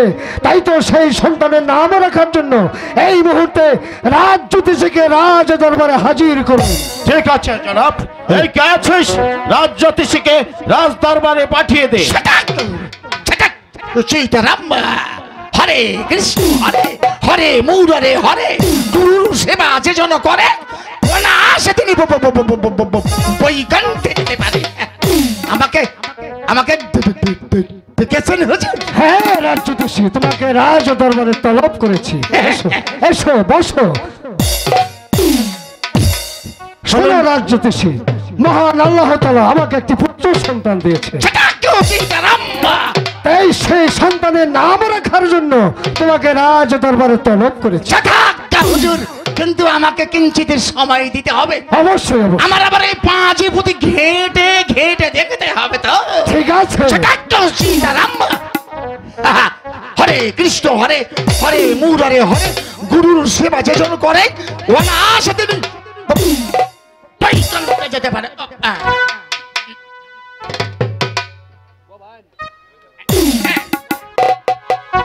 এই যে দুলার লরি দুলার মধ্যে হাত, দুলার মধ্যে বসে আছে মহাদেব শিব শঙ্করের বাপ। সিংহের পৃষ্ঠে দিয়া পাও, হাসা কথা কইয়া যাও। যদি না কও হাসা কথা, তাহলে খাও কার্তিক গণেশের মাথা। বাদাম হরে মুরারে হরে হরে কৃষ্ণ হরে কৃষ্ণ কৃষ্ণ কৃষ্ণ। রাজ জ্যোতিষী পেয়েছি। হাস্যজনক রাজ জ্যোতিষী, পেয়েছি হুজুর। পেয়েছো? হ্যাঁ পেয়েছি। বলো আমার একমাত্র সন্তানের নাম কি? হ্যাঁ, আমি শুনতে চাই, শোনার জন্য অধিক আগ্রহী। হ্যাঁ, আমি তো খুঁজে বের করেছি আপনার এই রাজপ্রাসাদের দক্ষিণ প্রান্তে যে বড় একটা দিঘি রয়েছে, সেই দিঘির দক্ষিণ প্রান্তে 40 হাত মাটির নিচে 60টি কাঁচা টাকা ভর্তি পিতলের কলসি রয়েছে। না না রাজ জ্যোতিষী, সে তোমাকে দেখার জন্য আমি রাজ দরবারে তলব করিনি। আমি তলব করেছি আমার একমাত্র সন্তানের নাম রাখার জন্য। সেটা উচিত না ম্যাডাম। হরে কৃষ্ণ হরে হরে মুরারে হরে, গুরুর সেবা যে জন করে অনায়াসে সে বৈকুণ্ঠে যেতে পারে। মাংস খাই না, ধর্মে দিয়েছি মন, কাষ্টের মালা গলায় দিয়ে চলেছি শ্রী বৃন্দাবন। হরে কৃষ্ণ হরে কৃষ্ণ হরে মুরারে হরে। পেয়েছো রাজ জ্যোতিষী? পেয়েছি। বলো কি নাম তার? আপনার একমাত্র সন্তানের সুন্দর একটি নাম পেয়েছি। কি নাম বলবো? হ্যাঁ বলো, নির্ভয়ে বলো। বলো বলো। আপনার সন্তানের নাম রামের বামে নহে সে সীতা, মহির মধ্যে হিমের শেষে। তাহলে তাহলে হলো রহিম। জি আগে জি, আপনার সন্তানের নাম শাহজাদা মোহাম্মদ আব্দুর রহিম। বাবা চমৎকার, অনেক পাতি পুতি ঘেটে তারপর আমার সন্তানের নাম রেখেছ জি আছে। শাহজাদা মোহাম্মদ আব্দুল রহিম। আগে জি। বাহ ওজির আজম, আর বিলম্ব না করে রাজ জ্যোতিষীকে যথার্থ এলাম দিয়ে তারপর রাজ দরবার থেকে বিদায় করে দিন। তাই হবে জনাব। রাজ জ্যোতিষী, আগে জি। খাজাঞ্চি খানা থেকে তোমার ইচ্ছা মতো তোমার নাম নিয়ে যাও। সেটা একটু উচিত এলাম। খাজাঞ্চি খানার তালাটা খোলা আছে তো? আচ্ছা। হরে কৃষ্ণ হরে হরে মুরারে হরে হরে কৃষ্ণ হরে হরে কৃষ্ণ হরে। ওজির আজম, জনাব। মহান আল্লাহ তাআলা আমাকে সন্তান দিয়েছে, সেই সন্তানের নাম রেখেছি শাহজাদা রহিম বাদশাহ। বাহ চমৎকার নাম হয়েছে, কিন্তু বড় চিন্তার বিষয়, আপনি আগামী করলো সারা রাজ্যময় ঘোষণা করে দেবেন কার ঘরে 12 বছরের কন্যা পূর্ণ হয়েছে। কেন? যার ঘরে 12 বছরের কন্যা পূর্ণ হয়েছে বা যুবতী হয়েছে, তারা যেন এই বাচ্চা একাব্বরে রাজ দরবারে নিয়ে আসে। আমি তাদেরকে যথাযোগ্য সম্মানপূর্বক এনাম দিয়ে তারপর সেই 12 বছরের কন্যাকে পুত্রবধূ করে নেব। ওজির আজম, জনাব। আপনি আর বিলম্ব না করে আগামী সারা রাজ্যময় দণ্ডরা পিঠিয়ে দিন। যার ঘরে 12 বছরের কন্যা পূর্ণ হয়েছে, তারা যেন অনতি বিলম্বে এই রাজপ্রাসাদে নিয়ে আসে। আসুন ওজির আজম। তাই হবে জনাব, তাই হবে।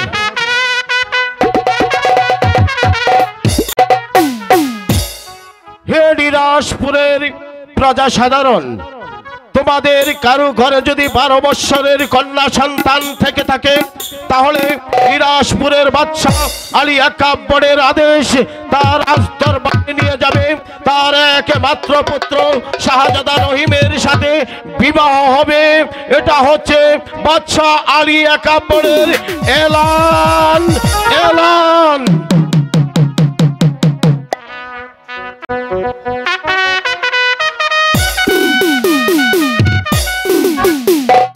ওজির আজম, জাহাপনা, আপনি সারা রাজ্যময় ঢন্ডনা পিটিয়ে দিয়েছেন।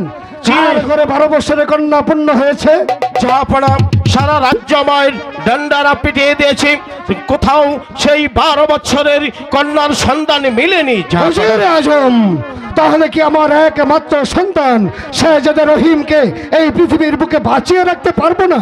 যদি 12 বছরের কন্যার সন্তান না মিলে, তাহলে যে আমার একমাত্র পুত্র শাহজাদা রহিমকে এই পৃথিবীর বুকে বাঁচিয়ে রাখতে পারবো না। ওজির আজম, তাই যে কোনো মূল্যই হোক 12 বছরের কন্যাকে সন্ধান আপনার করতেই হবে। দেখতে দেখতে রহিমের 7 দিন বয়স অতিবাহিত হয়ে গেল, আর মাত্র 5 দিন বাকি রয়েছে। এর মধ্যে যদি আমি 12 বছরের কন্যার সন্ধান না করতে পারি, তাহলে যে আমার পুত্রকে আমি বাঁচাতে পারবো না। জাহাপনা, আমি বলছিলাম কে, আপনি এত বিচলিত হবেন না। এই মুহূর্তে রাজ জ্যোতিষীকে ডেকে দেখতে হবে কার ঘরে এই নিরাশপুরের রাজ্যে 12 বছরের কন্যা রয়েছে। উত্তম যুক্তি আপনার ওজির আজম, উত্তম যুক্তি, আপনি ঠিকই বলেছেন। তাহলে আর বিলম্ব না করে এই মুহূর্তে রাজ জ্যোতিষী ডেকে আমাকে জিজ্ঞেস করতে হবে, তাই না ওজির আজম? ঠিক আছে জনাব। এই গেছিস রাজ জ্যোতিষী।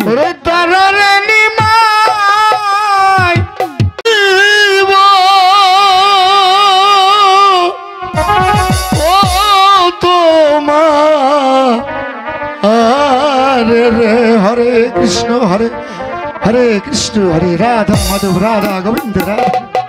আসুন আসুন রাজ জ্যোতিষী, বিশেষ প্রয়োজনে আবার আমি আপনাকে রাজ দরবারে তলব করেছি। হুজুর, আবার কেন? রাজ জ্যোতিষী, আরেকটি সন্তান হয়েছে নাকি? না রাজ জ্যোতিষী, আপনাকে গণনা করে দেখতে হবে কার ঘরে 12 বছরের কন্যা পূর্ণ হয়েছে, পূর্ণ যুবতী হয়েছে। 12 বছরের কন্যা আমার বিশেষ প্রয়োজন। কোন কন্যার বয়স 12 বছর পূর্ণ হতে যাচ্ছে? জি, ঠিক আছে।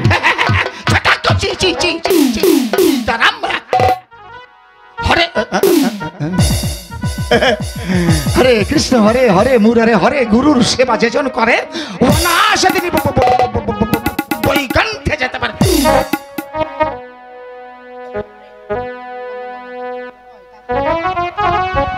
ধুলার লড়ি, ধুলার লড়ি, ধুলার মধ্যে হাত, ধুলার মধ্যে বসে আছে মহাদেব শিব শঙ্করের বাপ। সিংহের পৃষ্ঠে দিয়ে মা হাসা কথা কইয়া যাও। যদি না কাও হাসা কথা, তাহলে খাবি কার্তিক গণেশের মাথা।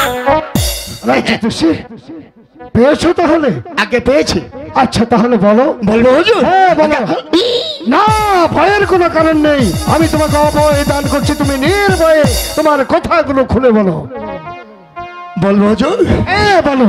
আমার যে বড় থর কথা ছিল শরীরটা। না, নিরাশপুরের একাব্বর বাদশার সম্মুখে দাঁড়িয়ে কোনো ভয় নেই, কোনো সংশয় নেই। না।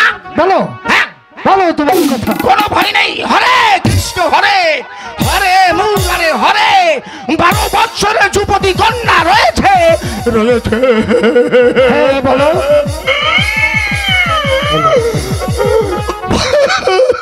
বলো রাজ জ্যোতিষী, বলো। ভাই সাহায্যটা খেলে চলতো ভাই।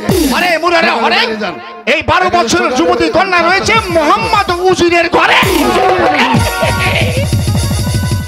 বাহ, চমৎকার চমৎকার গণনা করেছে রাজ জ্যোতিষী। ওজির আজম, জাহাপনা, আপনি আমার প্রধান উজিরই নন, আপনি এখন আমার আত্মীয় হতে চলেছেন। ওজির আজম, আমার একমাত্র পুত্র শেহজাদা রহিমকে এই পৃথিবীর বুকে বাঁচিয়ে রাখার স্বার্থে মা রূপবানকে আমার হাতে তুলে দিন ওজির আজম। আপনার একমাত্র কন্যা মা রূপবানের 12 বছর পূর্ণ হতে আর মাত্র 2 দিন বাকি রয়েছে। তাই তো মা রূপবানকে যদি আমার হাতে তুলে দেন, অতি ধুমধামের মধ্যেই শাহী মহলেই তার শুভ বিবাহ সুসম্পন্ন করতে চাই। কি বলছেন জাহাপনা? হ্যাঁ ওজির আজম, বিয়ে খেলাটা কি পুতুল খেলা? মেম্বার সাহেব আপনি সাহায্য করে চলে আসেন। খেললাম না খেলে দূরে ছুড়ে ফেললাম। মেম্বার সাহেব আপনি সাহায্য করে চলে আসেন। কন্যার সাথে বাচ্চার মেয়ের বিয়ে হবে, এটি তো আনন্দের কথা, এটা বড় খুশির কথা ওজির হ্যাঁ আজম। এটা খুশির কথা। কিন্তু জাহাপনা আপনি খুশি হতে পারেন, কিন্তু আমি খুশি হতে পারি না। কেন কেন ওজির আজম? বিয়ে খেলাটা তো পুতুল খেলা নয়। খেললাম না খেলে হয়তো দূরে ছুড়ে ফেললাম। না ওজির আজম, না। জাহাপনা এভাবে বলবেন না জাহাপনা। এ বিয়ে আমি কোনদিন আমার একমাত্র কন্যা মা রূপবানকে আমি জমের ঘরে দিতে পারবো না। কেন কেন ওজির আজম? মা রূপবান অতি ধুমধামের মধ্যেই শাহী মহলে তার শুভ বিবাহ অনুষ্ঠিত হবে। সে হবে আমার পুত্রবধূ।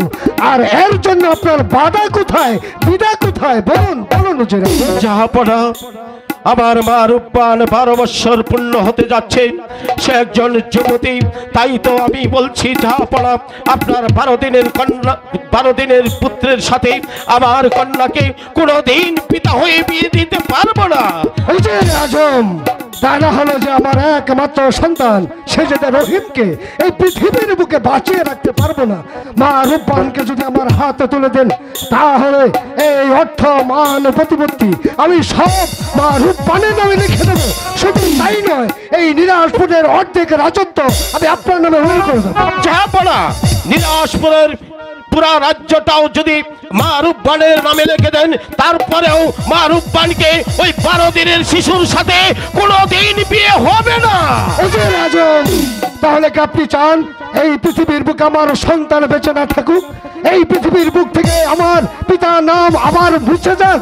তাই যদি না হতে থাকেন, তাহলে আর বিলম্ব না করে মা রূপবানকে আমার হাতে তুলে দেন ওজির আজম। আপনি আমার উচিত আলা। তাই বাদশাহী নন্দন হয়ে আজ আমি আপনার হাতে ধরে করজোড়ে অনুরোধ করে বলছি ওজির আজম, যদি মা রূপবানকে আমার হাতে তুলে না দিন, তাহলে যে আমার একমাত্র সন্তান শেহজাদা রহিমকে আমি বাঁচাতে পারবো না ওজির আজম। কেন বুঝতে পারছেন না জাহাপনা? সেই অনেক দিন ধরে আপনার হুকুমের আমি তামিল করে যাচ্ছি প্রত্যেকটা কথা। আপনি আমাকে যে আদেশ করছেন এবং আমার হাত ধরে আপনার জোর হাত করে বলছেন, আপনি কেন বুঝতে পারছেন না? আমি পিতা হয়ে আমার সন্তানকে কিভাবে আপনার 12 বছরের পুত্রের সাথে বিয়ে দেব? ওজির আজম, তাহলে কি এটাই আপনার শেষ কথা ওজির আজম? হ্যাঁ জনাব। তাহলে কি আমার একমাত্র পুত্র শেহজাদা রহিমকে পৃথিবীর বুকে বাঁচাতে পারবো না? মা রূপবানকে যদি আপনি তুলে না দেন, তাহলে যে আমি আমার রহিমকে বাঁচাতে পারবো না ওজির আজম, বাঁচাতে পারবো না। তাই শেষবারের মতো আমি আপনাকে অনুরোধ করে বলছি ওজির আজম, মা রূপবানকে আমার হাতে তুলে দিন। এই শাহী মহলে অতি ধুমধামের মধ্যেই পুত্রবধূ হিসাবে আমি মা রূপবানকে মেনে নেব ওজির আজম। না না জাহাপনা, আপনি যতই কাকুতি মিনতি করেন না কেন, আমি মা রূপবানকে আপনার 12 দিনের পুত্রের সাথে কোনোদিন বিয়ে দেব না, কোনোদিন বিয়ে দেব না। এ বিয়ে কোনোদিন হতে পারে না। প্রয়োজনে আমার কন্যাকে আমি মেরে ওই নদীতে ভাসিয়ে দেব। জাহাপনা, আপনি কার সম্মুখে দাঁড়িয়ে কথা বলছেন একটিবার ভেবে দেখেছেন? মা রূপবানকে যদি আমার হাতে তুলে না দেন, তাহলে এর শাস্তি কিন্তু আপনাকেও ভোগ করতে হবে।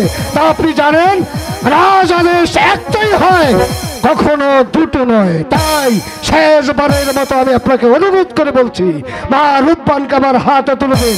তা না হলে যে কোনো মূল্যই হোক, যে কোনো প্রশস্তাই হোক না কেন, মা রূপবানকে আমার চাই। ভয় দেখে লাভ নেই জনাব, ভয়ে আমি কাতর নয়। তবু আমার যদি আপনার রাজ দরবারে মৃত্যু হয় তবু আমার কন্যাকে আমি আপনার পুত্রের সাথে কোনোদিন বিয়ে দেব না, কোনোদিন বিয়ে দেব না। আপনি আমাকে মার্জনা করবেন, আমাকে ক্ষমা করবেন।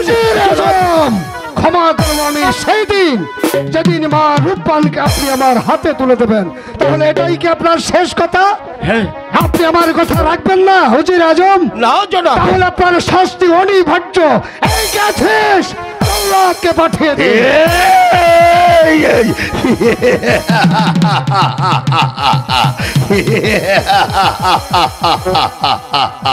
আরামেতে শুয়েছিলাম, হঠাৎ করে রাজদরবারে ডাকে যেতে আমি জানি না কোন মায়ের বুক খালি করতে হবে, আমি জানি না কোন নারী সেতুর বসতে হবে। একবার আমি যে দেখি জনাব জনাব আমাকে কি আদেশ করে, ওগো জনাব ওগো জনাব একই জনাব একই জনাব বন্দি করে অবাধ্য হুজুরকে।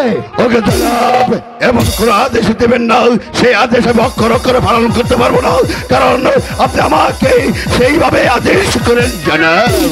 জল্লাদ তুমি আমার বেতনভুক্ত কর্মচারী, আমি যে আদেশ দিচ্ছি তুমি অবমস্তকতা পালন করো। এই মুহূর্তে হুজুর আজমের হাতে শৃঙ্খল পরিয়ে নিয়ে যাবে বদ্ধ ভূমিতে, সেখানে তাকে হত্যা করে তার তত্ত্ব রক্ত দেবে। যাও নিয়ে যাও। ওগো জনাব আপনি আমাকে কি আদেশ করছেন? যে উজির সাহেব আপনার ভাইয়ের মতো একই রাজ্য পরিচালনা করছেন, আপনি তাকে দেশে জল্লাদের হাতেই আমি আর কিছু বুঝতে পারছি না। ওগো জনাব উজির সাহেব যদি কোনো ভুল করে থাকে তাহলে আমি তার হয়ে আপনার কাছে ক্ষমা চাচ্ছি।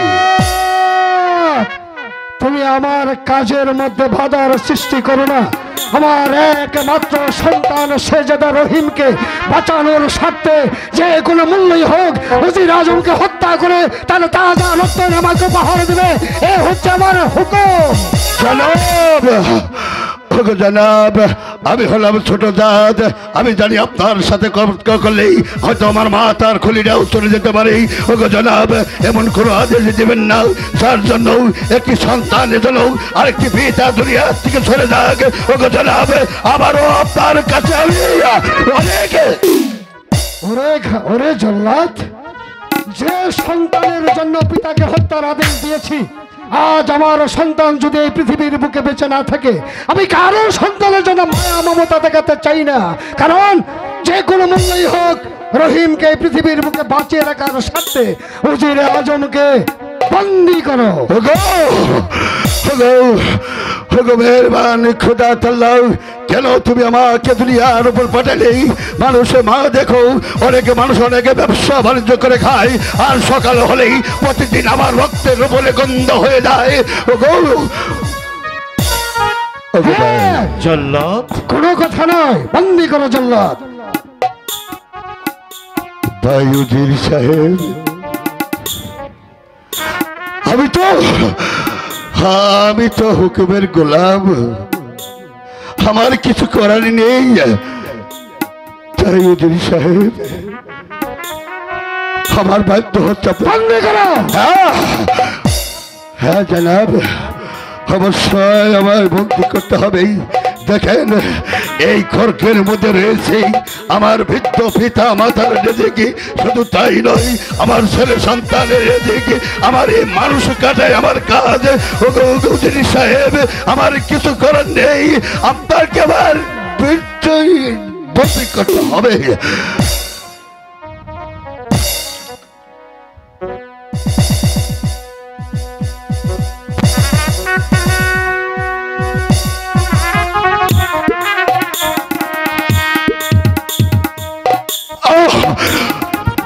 জনাব জনাব জল্লাদ কি বলতে চাও? শেষবারের মতো হুজুর আজমকে আবার জিজ্ঞেস করে দেখো, তার একমাত্র কন্যাকে আমার হাতে তুলে দেবে কি না? হ্যাঁ জনাব জনাব আমি শেষবারের মতো বলছি আপনাকে। জনাব তো জানেন এই খড়কের মধ্যে যে চলে আসে সে দুনিয়ার উপর কোনোদিন বেঁচে থাকে না, কারণ আমি এই দুনিয়ার উপরে একটি জল্লাদ, আমার চোখে কোনো ভয়া ভয়া নেই। তাই শেষবারের মতো বলছি আপনি এই হুকুম উঠে নেন জনাব। জল্লাদ না, এই কিছুতেই সম্ভব নয়। রাজ আদেশ কখনো দুটো হয় না, একটাই হয়ে থাকে। তাই বিলম্ব না করে এই মুহূর্তে উজিরের হাতে শৃঙ্খল পরাও। ভাই উজির সাহেব। জল্লাদ, দাঁড়িয়ে আছো কেন? বন্দি করো। হ্যাঁ, আমার বন্দি করাই তো কাজ।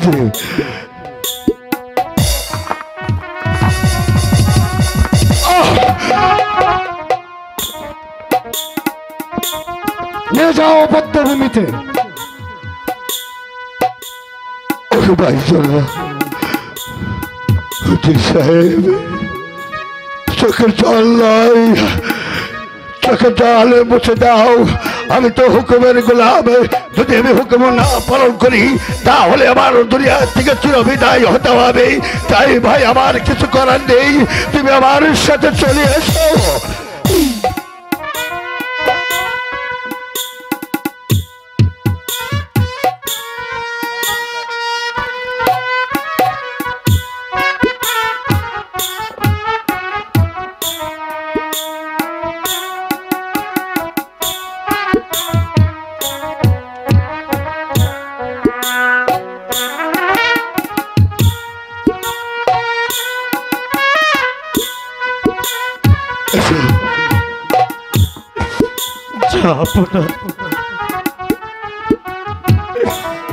আপনার আদেশে আমাকে হত্যা করার জন্য জল্লাদের হাতে তুলে দিচ্ছে, তাতে আমার প্রাণে এক বিন্দু দুঃখ নেই। তবে যাবার পূর্বে আপনাকে একটি কথা বলতে চাই। বেশ, বলে যান। আপনার আদেশে আমার মৃত্যুদণ্ড, আমার মৃত্যু হবে অনিবার্য, তাতেও কোনো দুঃখ নেই। তবে যাপনা, অনেক দিন হয় আপনার সাথে আমি কাঁধে কাঁধ মিলিয়ে সারাটা জীবন আপনার হুকুম তামিল করে এসেছি। আমার মা রূপবানকে রেখে গেলাম, কিন্তু কোন শক্তি প্রয়োগ করে যেন আমার মা রূপবানকে ছিনিয়ে না উজির সাহেব, ছিনিয়ে না উজির সাহেব জনাব, আমাকে অভয় দিলে কি কথা বলতাম জনাব। আমি ছোট জাত, আপনার দরবারে আমি অনেক দিন ধরে চাকরি করি, কিন্তু আমার দিদি অনেকে মানুষের প্রাণ কেড়ে নিয়েছি। আজকে যে আদেশ করিলেন তাকে আপনাকে ভাইয়ের মতো চিহ্ন দিই, এই রাজ্যের যুদ্ধ জয় লাভ করে এই সিংহাসনে মজবুতে আপনাকে বসাই রেখেছে, তাকে দিলেন জল্লাদের হাতে নিজের সন্তানের জন্য। একদিন মনে রাখবেন, আপনার যদি চোখের চলে আপনার প্রাণ সাগর হয়ে চলে যাবে। না, আমি কারো কথা শুনতে চাই না, কারণ সন্তানের জন্য আমি বড় লালায়িত। সেই সন্তানকে এই পৃথিবীর বুকে বাঁচিয়ে রাখতে হলে প্রয়োজনে বোধে এর চাইতে আরো কঠোর আমাকে হতে হবে, আরো কঠোর হতে হবে।